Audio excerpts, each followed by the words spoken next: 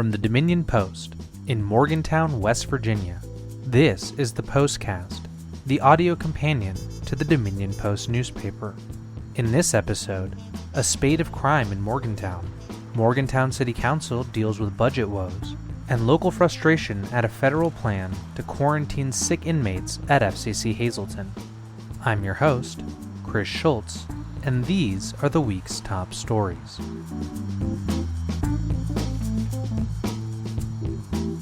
In one 48-hour period this week, Morgantown saw several crimes and arrests, including an armed robbery and 2 shootings, with one resulting in a death. I'm joined now by Dominion Post Cops and Courts reporter Will Dean. Will, this seeming spate of criminal activity that occurred this week, can you walk us through it? Why don't we start with these car break-ins that happened earlier this week? So on Tuesday, the Morgantown police received some information about 2 young boys breaking into vehicles over by the football stadium. They got some video footage, identified them, and found them a little ways away. They've been handed over to juvenile authorities. They were identified as runaways. They had some items that seem to have been taken from various vehicles with them. There probably won't be too much more information about that case because juvenile criminal activity is very protected within the court system.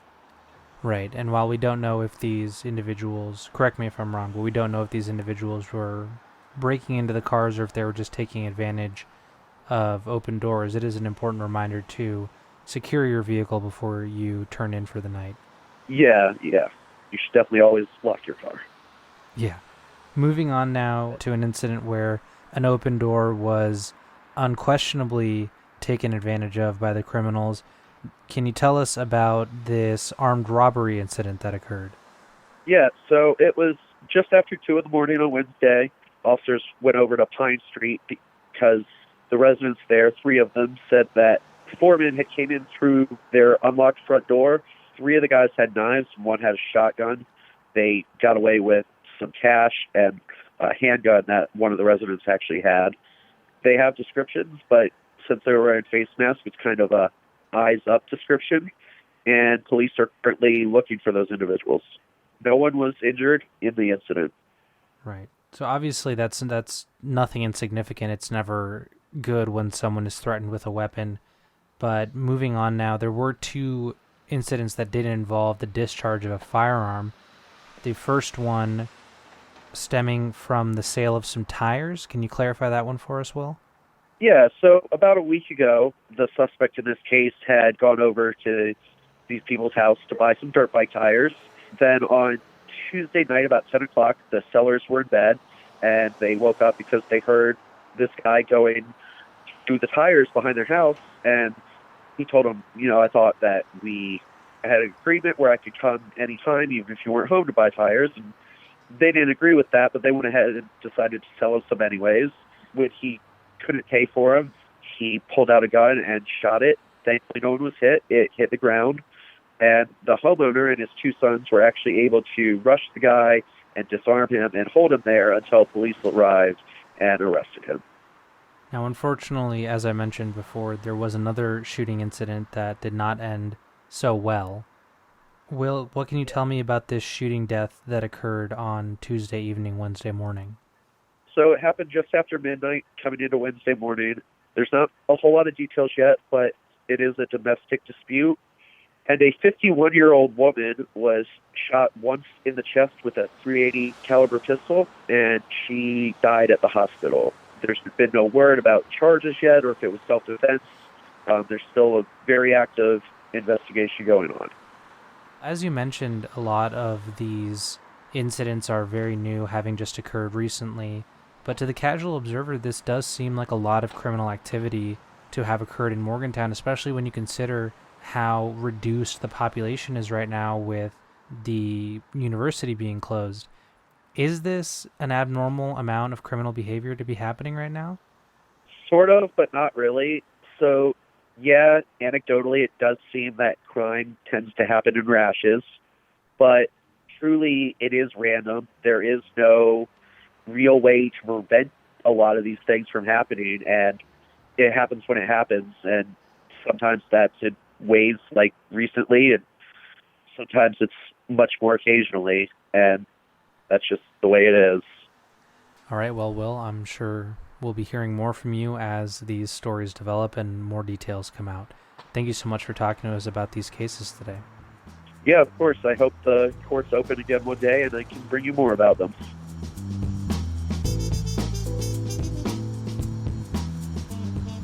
Back in March, Morgantown City Council was more or less ready to approve their budget for the next fiscal year. But complications from coronavirus have necessitated some significant changes in recent weeks. I'm joined now by Dominion Post reporter Ben Connolly. Ben covers the Morgantown City Council for the paper. The city has been looking at a pretty significant loss of revenue due to the restrictions put in place because of coronavirus. What amount of revenue loss is the city looking at for next year's budget? Well, right now for the 2021 budget, which begins July 1st, City Council is already in the process of approving a budget amendment that will cut just over $3.1 million from the budget, which is a little bit under 10% of the entire budget for the next fiscal year. They've had one reading of that amendment, and they'll have another reading first meeting of next month. So, Ben, what steps has the Morgantown City Council taken to try and mitigate that loss of revenue? The city immediately put a number of steps in place as far as they froze any non-essential spending, overtime, open positions, things like that. They froze immediately. April 20th or thereabouts, they sent a letter to all city employees asking them, if they're hourly, to potentially consider taking a reduction in hours. If they're salaried, to consider a reduction in pay. And also asking employees who may be eligible for retirement to consider, going ahead and doing that. And, the rationale given is, they're trying to do everything they can to avoid having to eliminate staff or lay people off. So the request has been put out. Do we know if any city employees have taken them up on that request? Yeah, shortly after, just a couple of days after the letter went out, the city got a letter of resignation from Morgantown Police Chief Ed Preston. According to his letter, he's not retiring, but his hope was that if he moved along, they could promote, the current second in command there and maybe restructure leadership a little bit so that any potential cuts wouldn't impact kind of the rank and file of the police department. So moving from police to firemen, last time you were on the show, we spoke about a potential loss of nearly a dozen firefighter positions in the city. How is that situation looking now with all these new budgetary issues? Well, that's kind of two separate questions. They were considering the loss of 12 firefighters who had been funded through a federal grant. And that grant funded the positions kind of on a sliding scale over 3 years, which is set to run out in the coming fiscal year. Initially, city administration recommended just allowing those positions to phase out over time. Obviously, that was incredibly unpopular with the fire department, and it wasn't popular with a number of members of council either. And so what they did, they took what was already going to be a 10% increase in fire fees. They bumped that increase up to 23%, pulled in some funds from other sources, including like the upcoming 1% sales tax, and basically said, we will pull all this together. We'll increase the fire fees 23%, and that'll get us through this next year, keeping those positions. The cuts to the budget, as of now, are not going to impact. The fire fee increase is still in the budget, and those 12 positions are still in the budget. Okay. Now, a big focus from the governor's office down to pretty much everyone who has an ability to impact this week has been the potential reopening that could be happening in the next couple of weeks. Was that discussed at all at Tuesday's council meeting? It was, in particular, focusing on, the reopening of city offices and bringing back city employees. And much like most folks who were able to do so, the city has been doing a lot of its business from home, with the exception of, obviously, the police, fire departments. Basically, what the city manager said was he was kind of targeting May 18th as a tentative date to maybe start kind of phasing people back into city facilities. He reiterated a number of times that it's tentative, it could change. I think, the city, like most people and like most businesses, are kind of playing this thing by ear, watching the daily updates, making plans the best they can. All right, Ben. Well, as you said, that's still very much up in the air. A lot to yet be decided here. I want to thank you for taking the time to call in and talk to us about Morgantown City Council. Sure.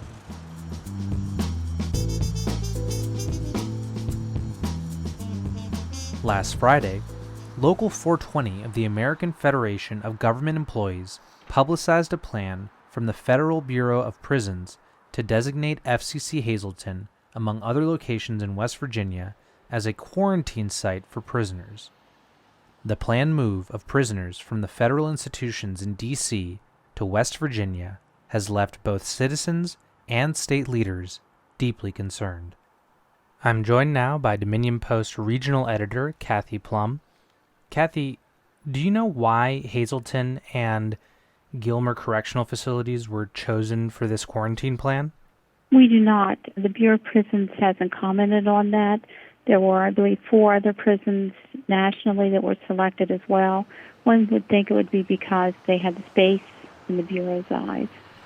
And just for the people that are not aware or not familiar, can you describe to us the layout of the Hazleton facility in Preston County? Yes, it's located just off I-68 near the Maryland line. There's a high-security prison, which is the only prison that has a higher security ranking would be the country's only maximum security prison, which is Leavenworth. That's a very serious place, stone walls, barbed wire fences, guards with guns, the whole bit.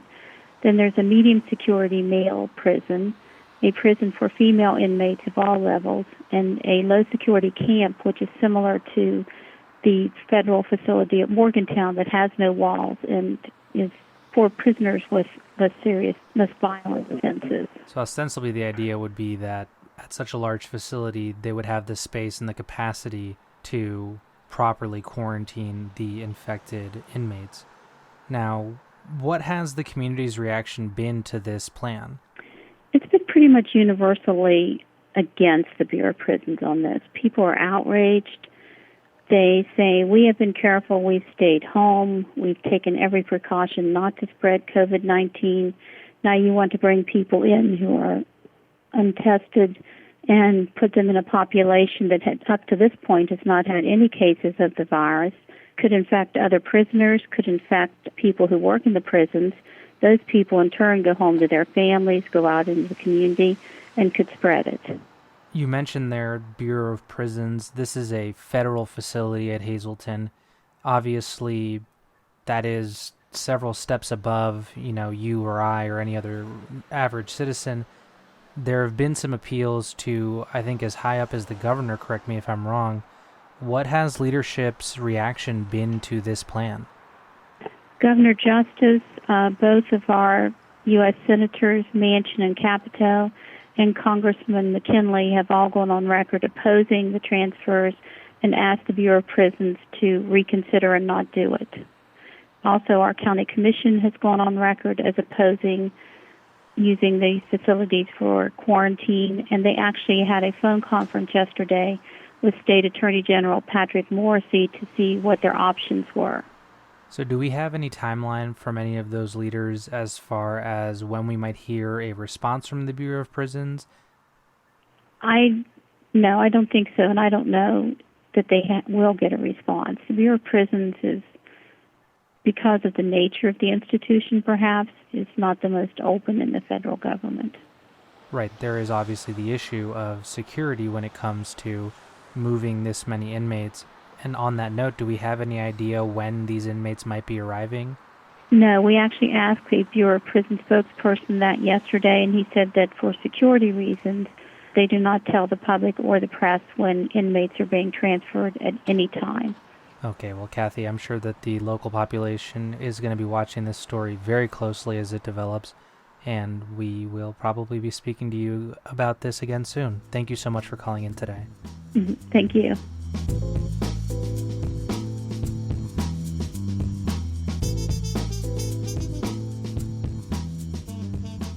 That's all for this week's episode. The links to all the stories we discuss are also in the description of this episode on your podcasting app.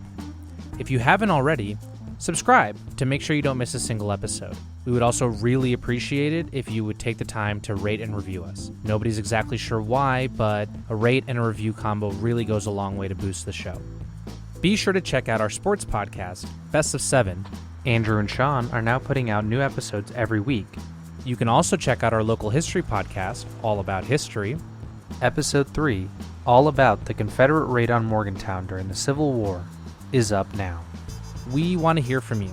Do you like the show? Do you hate the sound of my voice? Is it too loud? Is it too quiet? Let me know. Email podcast@dominionpost.com. Or you can reach out on any of the Dominion Post social media. We're Dominion Post, WV, on Twitter, Dominion Post _WV on Instagram, or go to our Facebook page, facebook.com/Dominion Post WV. Tweet directly at me if you like. I'm at Schultz Reports on Twitter. That's SCHULZ. Thank you so much for listening, and I'll see you back here next week. Wash them hands.